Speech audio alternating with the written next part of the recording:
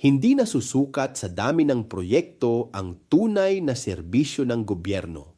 Nasusukat ito sa kung nararamdaman ba ng mamamayan ang ginhawa o lalo lang silang nabibigatan sa taas ng presyo at buwis. Kung sinasabi ninyong mabilis kumilos, bakit patuloy ang paghihirap ng ordinaryong Pilipino? Hindi sapat ang paulit-ulit na pahayag ni Claire Castro ng Presidential Communications Office na maraming ginagawa ang gobyerno. Ang tanong ng taumbayan ay malinaw.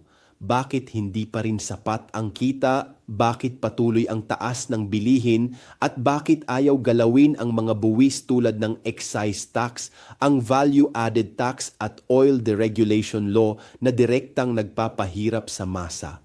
Ang tunay na sukatan ng gobyerno ay hindi press release, kundi ang laman ng plato ng bawat pamilya. Hindi papuri ang kailangan ng bayan, kundi konkretong hakbang na magpapagaan sa kanilang buhay. Ako si Bishop Tonyo, obispong migrante sa Europa, at ito ang Damdaming Makabayan. Hanggang sa muli,